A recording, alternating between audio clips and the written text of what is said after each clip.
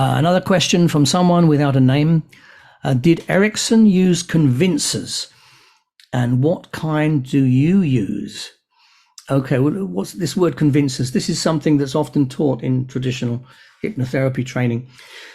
A convincer is something that's hypnotic, that the client goes, "Oh, this is different. I must be in hypnosis because I'm experiencing this."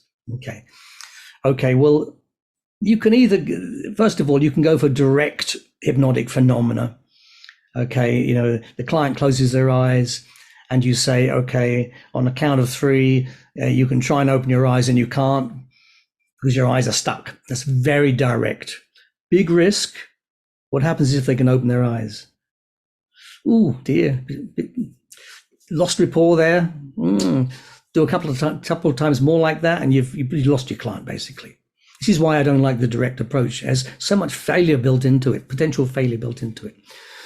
However, of course, if you're a very good observer, and especially if you're able to set up like an eye closure, catalepsy rather, then you'll you'll know beforehand that they won't better open their eyes, because you'll have given little kind of tests.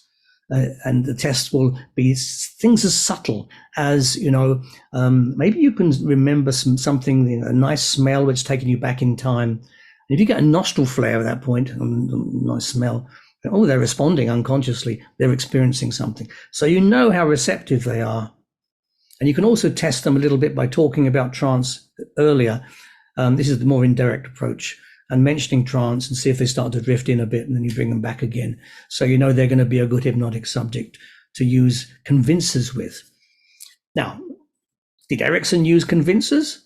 Well, he didn't need to use convincers for 2 reasons. One, because he was Erickson and people kind of knew what they were going to get from him. Number 2, his convincers was his approach. His whole approach was convincing.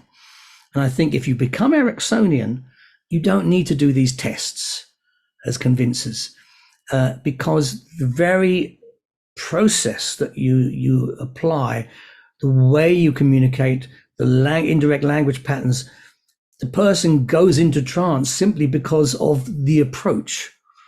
And that is the thing that convinces them, because they're realizing they're going to trance because of the approach. And they feel it. They feel it's different. So it's a little bit different from actually doing a convincer, like a test thing, to convince them they're going into trance. So that's my answer to that.